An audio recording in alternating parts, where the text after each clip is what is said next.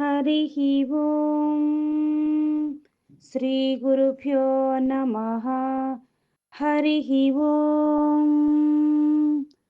వాక్య విభూతి అనే శీర్షికలో భగవాన్ శ్రీ సత్యసాయి బాబా వారి ఉపదేశము తెలుసుకుందాం. సాయి శరణం, బాబా శరణం.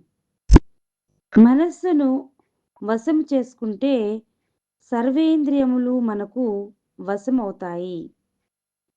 మనస్సు యొక్క తత్వాన్ని మనం గుర్తించుకుంటే మహత్తరమైన తత్వము మనలో ఆవిర్భవిస్తుంది. నేత్రము మనకు ఒక ఇంద్రియముగా కనబడుతున్నది. నోరు ఒక ఇంద్రియముగా గోచరిస్తున్నది. చెవి ఒక ఇంద్రియముగా కనిపిస్తున్నది. జాగ్రత్త అవస్థలో కన్నులు చూస్తున్నాయి. నోరు మాట్లాడుతుంది. ముక్కు వాసన చూస్తుంది.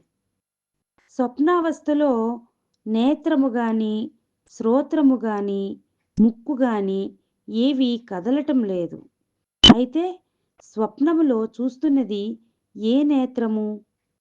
భయభ్రాంతులతో కూడిన శబ్దములను వింటున్నాము.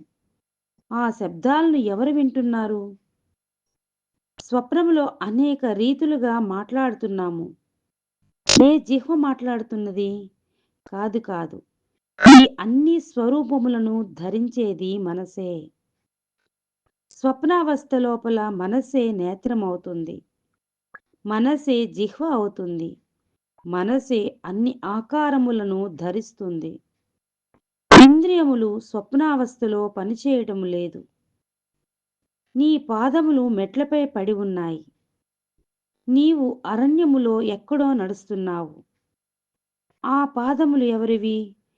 నీ పాదములు స్వప్నములో నడవటము లేదు. అక్కడ మనస్సే సర్వస్వరూపములను ధరిస్తున్నది. కనుకనే మనోమూలం మిదం జగత్ అని అన్నారు. జగత్తంతా మనస్సు యొక్క స్వరూపమే.